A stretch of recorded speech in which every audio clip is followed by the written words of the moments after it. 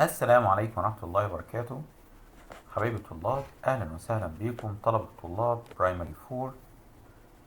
Today inshallah we'll complete Theme 1 Number Sense and Operation with you Mr. محمد النادي. Today inshallah we'll start Unit 2. الحمد لله احنا لغاية الفيديو اللي فات كنا خلصنا Unit 1. كان فيهم عندنا 2 concepts 1 and concept 2، وتعلمنا فيهم place value والvalue الستاندرد فورم الاكسباندد فورم، كل اللي احنا اشتغلنا فيه، كمان والنوميرال والنمبر والديجيت. how can we arrange the number. عرفنا طبعا المليونز والمليارد والبليونز. في يونت 2 هنبدأ كمان في الكونسبتس الجديدة، هنبدأ نتعلم شوية حاجات جديدة، في منها حاجات جديدة هنعرفها، في منها حاجات هنستخدمها من يونت 1، وشوية كمان numbers. how can we do addition and subtraction. So in concept 2 we'll start using addition and subtraction strategies. Lesson 1. Lesson 1 today speak about properties of addition. عندنا حبايبي الحلوين مع الاديشن في عندنا some properties مهم جدا نعرفها. properties خصائصها، كل حاجة عندنا لازم تكون ليها صفات. الصفات عندنا في الاديشن او البروبرتيز عندنا لازم نكون عارفينها كويس جدا عشان نعرف نشتغل عليها. What is the addition properties? Addition properties are rules for addition that are always true. طب ايه هم يا مستر الاديشن properties اللي حضرتك عاوز تعرفنا عليهم؟ The three common addition properties، اشهر ثلاثة عندنا واللي هنستخدمهم. Number 1 commutative. Commutative. Commutative property. Commutative property. Number 2 identity property. Identity property. ودي اللي عندنا في الكويستشن على طول هنشتغل عليها ويكون اسمها additive identity. Additive identity property. additive from addition، جاي من word addition يا مستر اللي هو البلس، وعندنا مين الايدنتيتي. اوكي طيب ممكن ايه كمان يا مستر، بان احنا في برايمري 4 ولازم نزود عندنا كل حاجات نعرفها. الايدنتيتي دي كمان ممكن نشوفها اماكن تانية وبوكس تانية، هنلاقيها زي word neutral. يبقى neutral زي الايدنتيتي بالظبط، يعني ممكن نسميها additive identity property أو additive neutral property. أوكي طيب نمبر 3 عندنا مين كمان يا مستر؟ قال لي associative. associative associative property. طب كل واحدة منهم يا مستر بتعمل ايه ونعرف ازاي ان ديت commutative او additive identity او associative؟ يلا بينا نشوف سوا نعرفهم ازاي. Number 1 speak about commutative property of addition.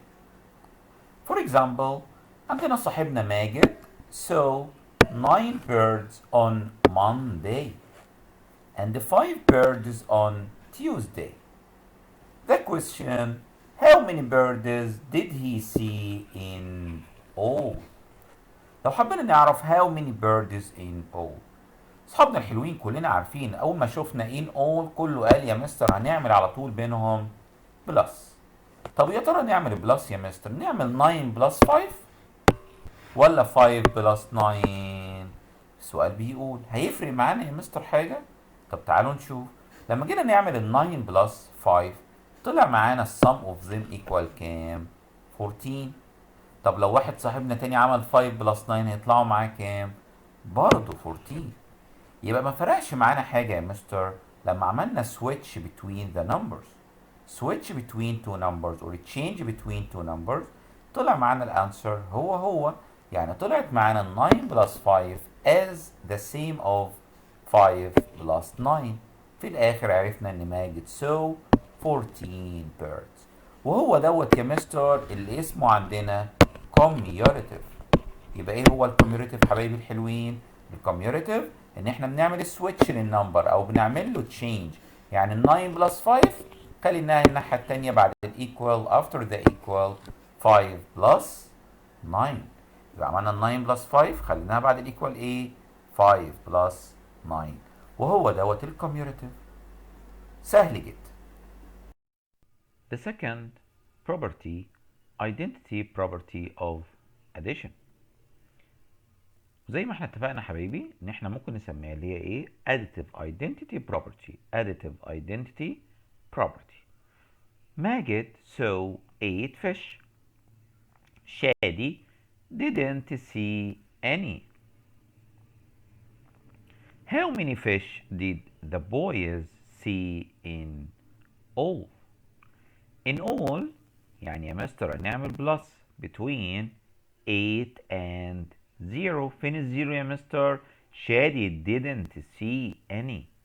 يبقى شادي ما شافش حاجة، يبقى النمبر عندنا كام؟ 0. So if we add any number plus 0, so the answer will be the same number. 8 plus 0 equals 8 and 0 plus 8 equals 8. So the boys saw 8 fish in all. طب يبقى ايه هو يا مستر الاديتيف ايدنتيتي عندنا؟ ان احنا بنعمل any number plus 0 equals the same number. طيب يبقى مين هو يا مستر بقى الايدنتيتي element عندنا او النيوترال element؟ الايدنتيتي element لو سألني على element بس هنقول اللي هو الزيرو.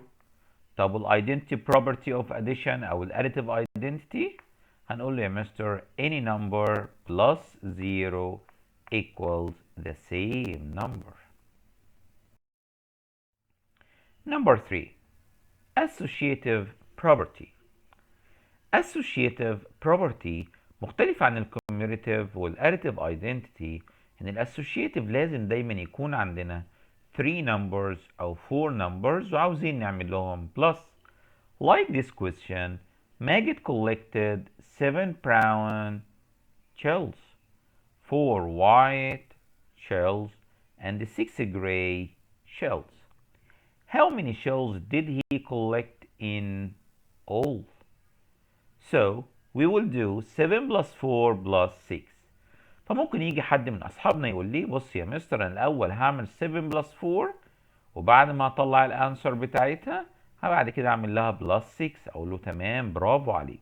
يبقى لو تعمل 7 بلس 4 first هنعمل عليها ايه bracket او parentheses عشان خاطر هنقول له نعمل دول الاول بلس وبعد ما نطلع الانسر بلس كام 6.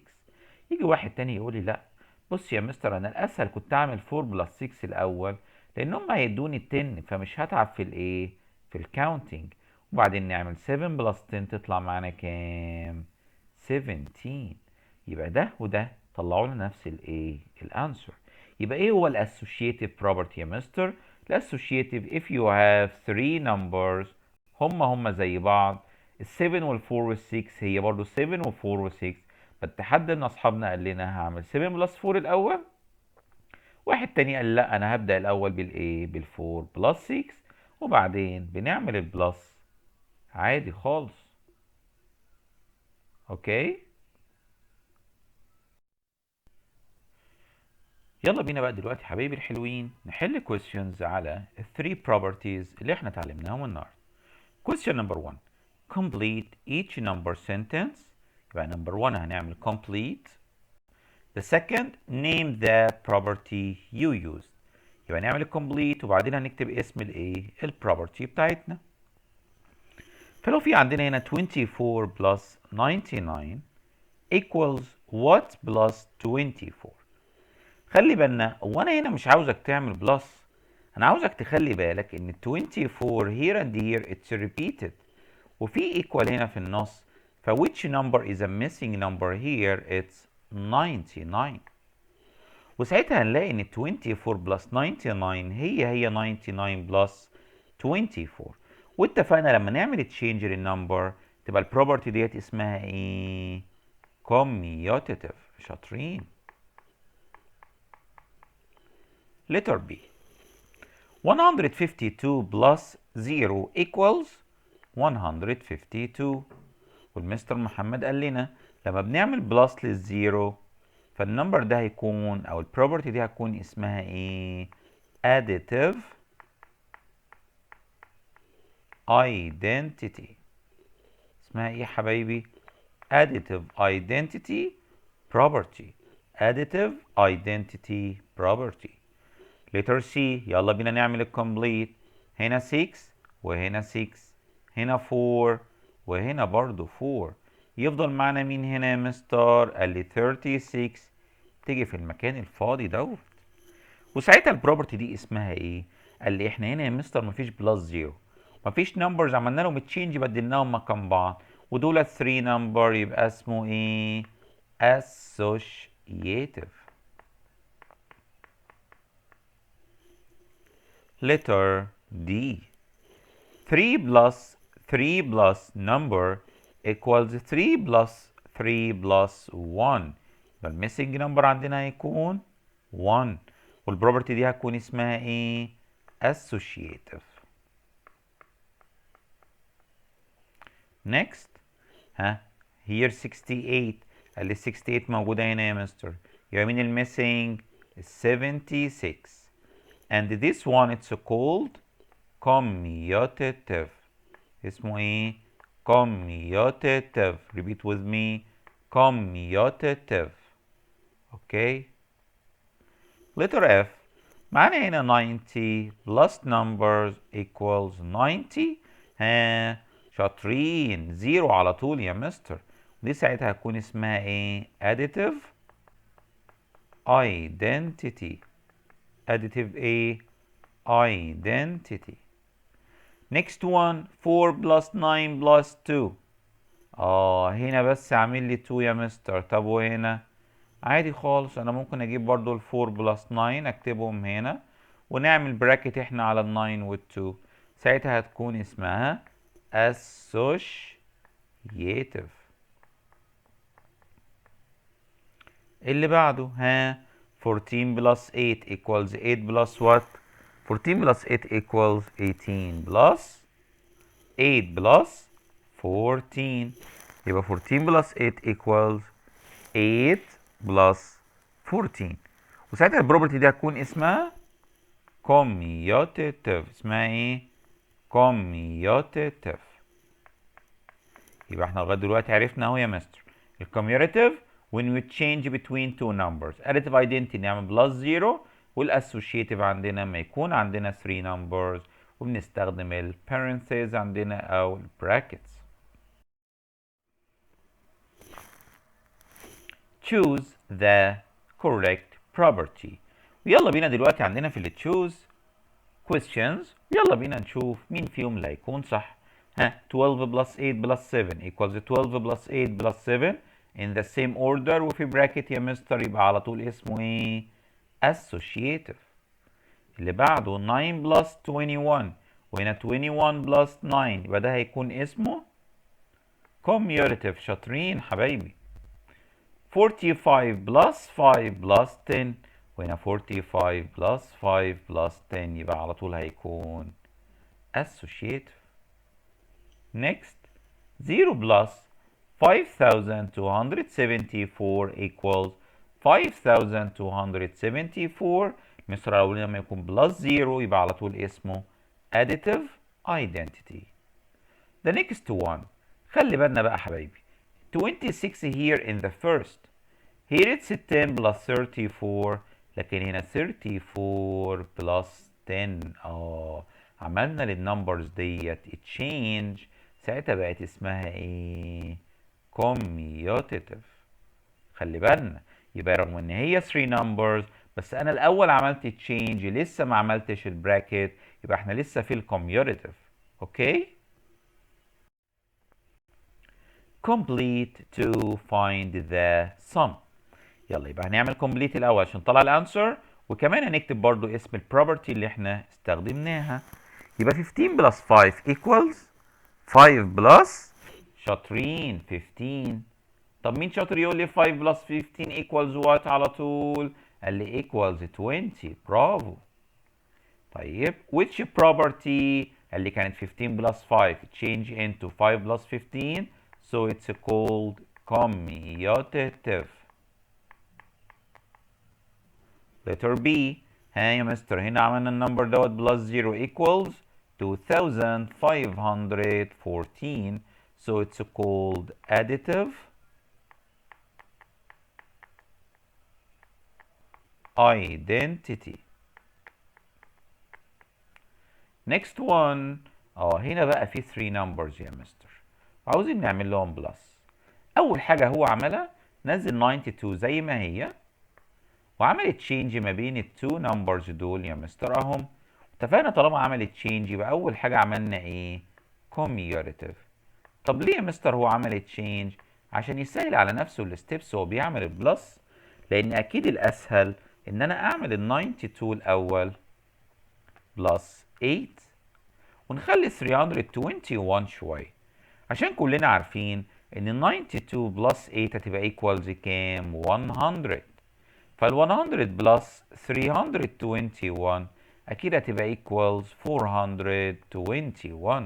فبقت اسهل عندنا. وطبعا البروبرتي اول ما عملنا فيها البراكت دوت بقت على طول اسمها ايه؟ associative. again 1 بلس 16 بلس 4 يبقى 1 بلس ادي 16 اهي يا مستر جنبها مين؟ ال 4، يبقى 1 بلس 16 بلس 4. طيب البروبرتي دي اسمها ايه يا مستر؟ قال لي ما بدلناش حد، احنا بس عملنا براكت، يبقى اسمه ايه؟ associative. ويلا بينا نطلع الانسر. 6 بلس 4 equals 20، يبقى 1 بلس 20 equals 21. اوكي يا حبايبي الحلوين؟ يبقى how can we find the answer؟ نقدر نعمل السم ونطلع الانسر بتاعنا by using commutative, additive identity or associative. Choose the correct answer. Question number 1. Gamal wrote 13 plus 7 plus 41 equals 13 plus 7 plus 41. عاوزين نعرف جمال using here which property. يا ترى دوت الاديتيف ولا الكوميوليتيف ولا الاسوشيتيف؟ شاطرين حبايبي الحلوين، هتطلع معانا letter C. Number 2. A student wrote the statement using the commutative property. عاوز يعرف منك which choice here using the commutative property. طبعا letter A no، لأن 45 plus 12 equals 45 plus 0 it's wrong. طب 45 plus 12 equals 12 plus 45 yes، يبقى هي ديت على طول اللي فيها الايه؟ الكوميوليتيف. اوكي. Number 3. Which of these statements use commutative property? To find the answer of 12 plus 55 plus 38. خلي بالك الكوميوليتيف يبقى لسه ما استخدمناش براكت، ومجرد هنعمل interchanging between two numbers. اوكي؟ طيب اول واحده letter A قبل ما نبص عليها طالما فيها براكت يبقى associative على طول. letter B نفس النظام فيها براكت associative اهو. letter C تعالى بقى نشوف letter C. قالت 12 زي ما هي وعملنا تشينج لل 38 وال 55 من مكانهم، يبقى اكيد هو دوت الكوميوليتيف اللي حصل معانا. اوكي. نمبر 4. اسلام wrote the statement 10 plus 5 plus 20 قال لي equal 10 plus 20 plus 5. So which properties of addition did he use؟ خلي بالك هنا هو استخدم two properties مش واحدة بس. هو الأول عمل تشينج ال 5 مع ال 20، وبعد ما عمل لهم تشينج عمل براكت وقال لي أنا هعمل ال 10 بلس 20. يبقى هو هنا عمل حاجتين إيه هما؟ عمل الكوميوليتيف وكمان الاسوشيتيف. طب يا مستر وأنا ينفع أختار تو تشويس؟ هو قال لي select to correct answer. أوكي يا حبايبي؟ Number 5. A student wrote the statement 65 minus 42 equals 42 minus 65. Why is this statement incorrect؟ هو يا مستر اللي احنا البروبرتيز اللي خدناهم ده خدناها بس مع مين؟ مع الاديشن. طب هم ينفعوا كمان مع السبتراكشن؟ فجه صاحبنا هنا عمل 65 minus 42 قال لي equal 42 minus 65 ده ينفع؟ لا طبعا ما ينفعش. ليه؟ لأن ما ينفعش لما نعمل ماينس يكون ال smallest number in the first، وبالتالي الكوميوليتيف عندنا it's not right. طب تعالوا نشوف في التشويس أنهي واحدة فيهم اللي ما تنفعش أو السبب بتاعنا. letter A بيقول لي ده associative. طب هو هنا عمل associative أصلا؟ لا، هي ماليش دعوة بليتر A. ها letter B the commutative property ماشي applies to addition، قال لي تنفع مع الاديشن but not subtraction. ده كلام فعلا مظبوط ان الكوميوليتيف ينفع بس مع مين؟ مع الاديشن، لكن ما ينفعش مع subtraction. طب بيقول لي يا مستر في لتر سي ذا associative property. طب هو احنا اصلا بنتكلم في الاسوشيتيف ده انا عامل كوميوليتيف فيه تو نمبرز حصل لهم تشينج. طب يقول لي الكوميوليتيف property applies to subtraction but not addition. ينفع الكوميوليتيف مع السبتراكشن؟ لا طبعا يا مستر ما ينفعش. يبقى الرايت انسر اتس letter B. عماد right 17 minus 9 plus 1 بيقول لي equals 17 minus 9 plus 1. Is the statement true؟ اقول له بص بقى طالما دخل فيها الماينس اقول له لا على طول. اول ما دخل معانا الماينس اقول له ما تنفعش على طول. يبقى اقول له no because the associative property does not apply to subtraction. لان ما ينفعش الاسوشيتيف ولا الكوميوليتيف مع مين؟ مع subtraction.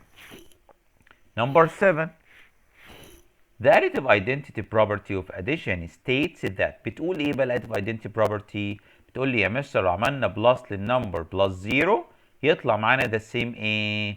number. طب يلا نشوف انهي واحدة منهم. letter A when you add 0 to any number the sum is 0 ينفع؟ لا طبعا، هو في حاجة اسمها بلس يطلع الانسر 0؟ طب letter B when you add 0 to any number the sum is that number. هو ده الكلام الصح.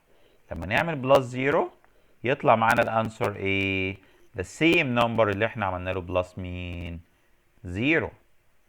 وكده حبايبي الحلوين نكون خلصنا first lesson in unit 2. ودلوقتي موعدنا مع الهومورك. طب هنعمل ايه دلوقتي؟ ما ننساش حبايبي كان في شيت موجود ممكن تطبعه وتبدأ تحل عليه الكويستشن تاني عشان تشوف اخبارك ايه فيه، فهمت ولا ما فهمتش. لو لقيت عندك مشكلة لسه ما فهمتهاش ارجع شوف الفيديو تاني وحل الشيت تاني.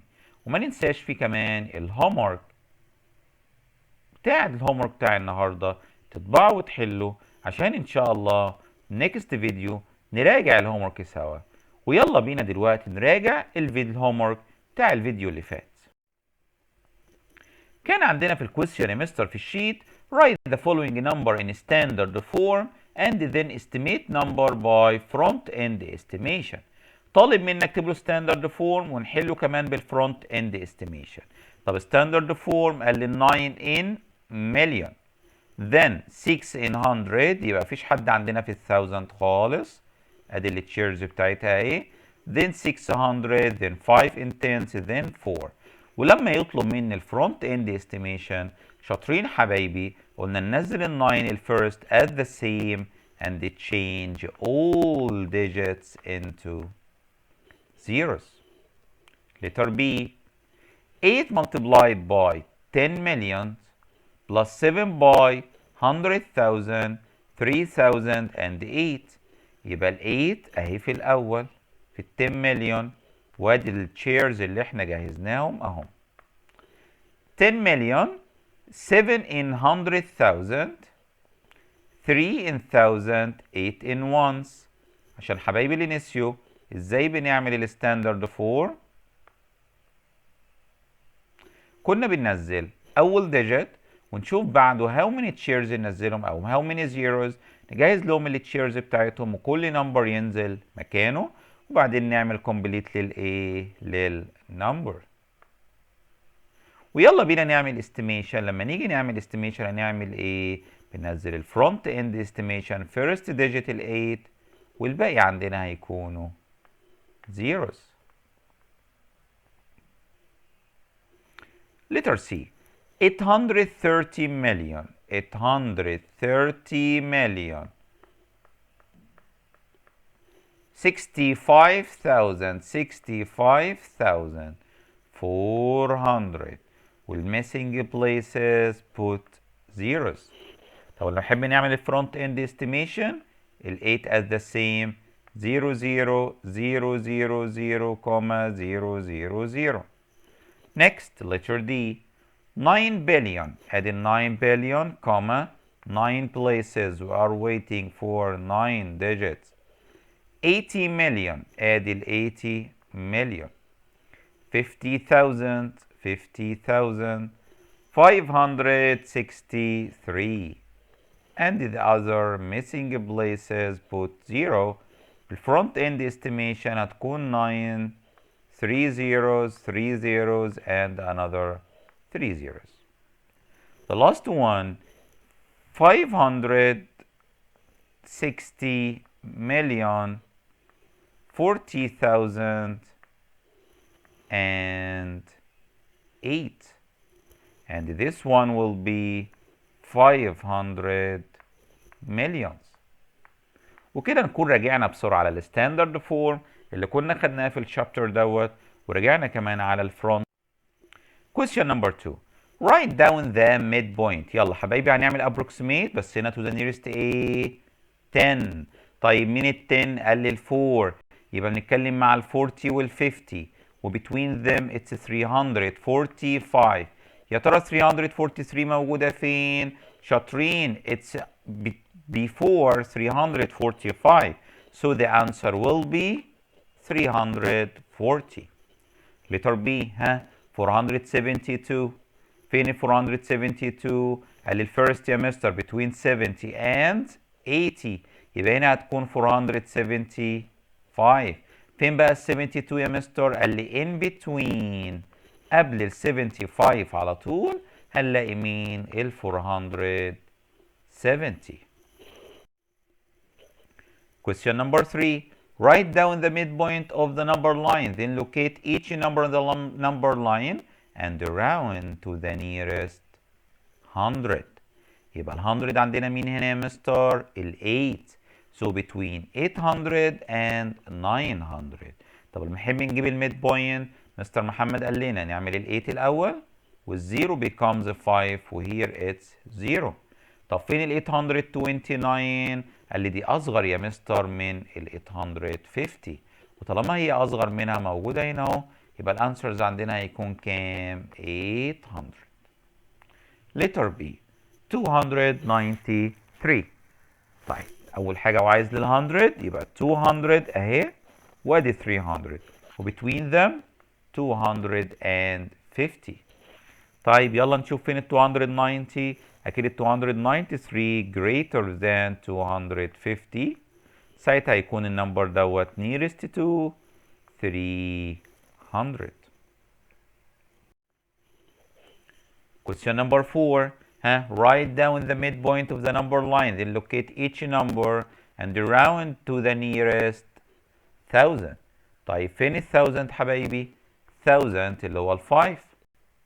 طيب ال 5000 اهي وادي ال 6000 in between them 5500 ونبدأ نقول يا ترى النمبر دوت موجود فين؟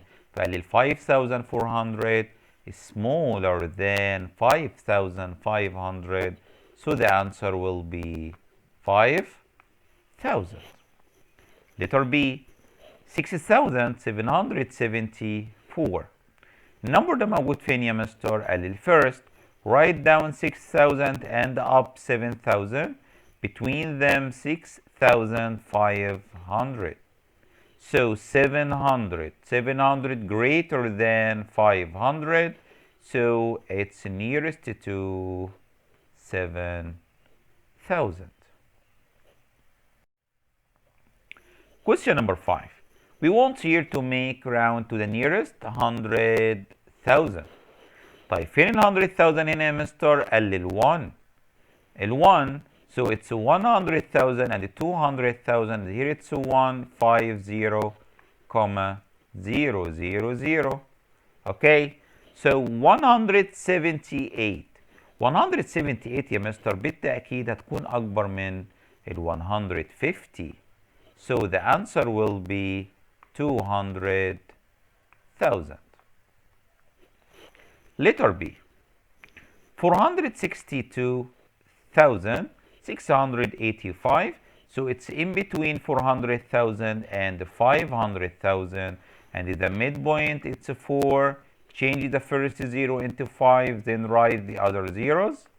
Where is this number, mister? It's more than 450. It's here, 462,685.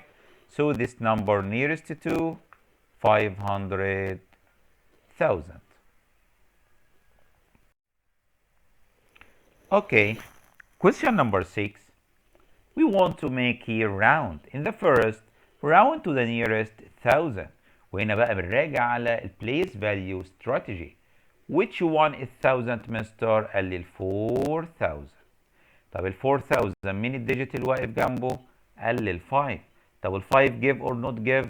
اللي طبعا بيدينا عشان ال 5 دوت rich number. يبقى replace the first 3 digits into 0 0 0 and this 4 change into 5. Letter B. Nearest 100,000. طب ال 100,000 عندنا هي 2. 200,000. So put 5 zeros first عشان هو عاوز ال 100,000.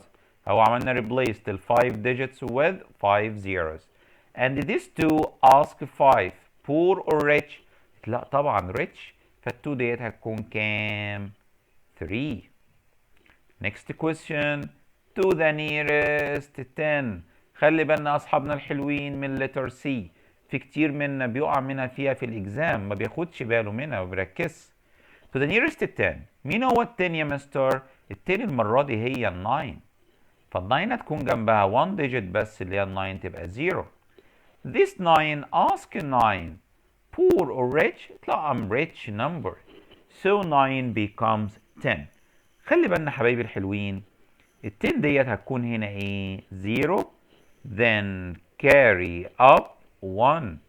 Carry up a 1. 9 becomes a 10, so 0 carry up 1 also. Then 10, 0 carry up 1. So it will be 3. So the answer will be 30,000. Letter D. Nearest 100,000. طب فين ال 100,000 يا مستر هنا؟ قال لي بص 1 tens 100 1000 10,000 100,000. ال 100,000 عندنا اصلا هو 0 يا مستر. طب وفي حد تاني واقف جنبيه؟ قال لي برضه 0. فيطلع الانسر قال لي as the same answer. هتفضل ال 1 مليون زي ما هي. The next to the nearest 10,000. طب ال 10,000 هي ال 8. ال 8 ask 9. Give or not give? Yes, give because 9 it's a rich number. So 8 becomes 9 and we have 4 zeros. So this number nearest to 90,000. In the next question هو بقى بدأ يديني الانسر ويسألني تفتكر النمبر عمل راوند الكام يا مستر؟ فبقول له سهلة جدا. مين اللي حصل له تشينج ومين اللي بقى زيرو؟ قال لي بقى 654 becomes 650. قال لي يبقى ال 5 فضلت زي ما هي وعملنا تشينج لمين؟ للزيرو صح كده؟ ال 4 بقت زيرو عندنا يبقى دي اكيد to the nearest 10. next one. طيب يا مستر اللي بعدها قال لي دي بقت اسمها 9000. يبقى 3 zeros دول عملنا replace لل 3 digit يبقى دي to the nearest 1000. next one ال 2 مليون هنا بقت اسمها 2 مليون على طول يبقى اكيد كده على طول عملنا to the nearest مليون. برافو عليكم. ليه مليون يا مستر؟ قال لي ما هي 2 ask 4 هتدينا حاجه قلت لها لا فكلهم بقوا zeros يبقى احنا اتكلمنا مع البليس فاليو اللي اسمه مليون. letter I. قال لي يا مستر بقى هنا في 3 zeros اهم يبقى احنا كده كلامنا مع مين؟ مع 1000. فعلا ال 8 اتغيرت 9 بسبب مين؟ 6 يبقى احنا عملنا هنا approximate to the nearest أو rounding to the nearest 1000. The last question in the homework, letter J, it's 7. These 7 in million, so the answer here to the nearest million. وكده حبايبي الحلوين نكون خلصنا محاضرتنا النهارده اللي كنا بنتكلم فيها في يونت 2 lesson 1. اول حاجه اتكلمنا فيها النهارده عن ال properties of addition، وكمان خلصنا الهوم ورك بتاع الفيديو اللي فات. عاوز من كل حبايبي الشطار ما ننساش نحمل الهوم ورك الموجود عندنا، نطبعه ونحله ونستعد ان شاء الله للليسون الجديد. وما ننساش طبعا نعمل لايك لو عجبنا الفيديو الجميل دوت، لو عجبنا نعمل عليه لايك. لو في اي كومنتس عندنا ممكن نكتب في تعليقات في الفيديو، نكتب اي كومنتس عندنا عشان اشوفها واشوف اخبارنا ايه، فاهمين الليسون او لو في مشكلة. وما ننساش طبعا نشاركها مع اصحابنا عشان خاطر هم كمان يستفيدوا زي ما انتوا استفدتوا. شكرا ليكم، اشوفكم على خير ان شاء الله في الفيديو اللي جاي. السلام عليكم ورحمة الله وبركاته.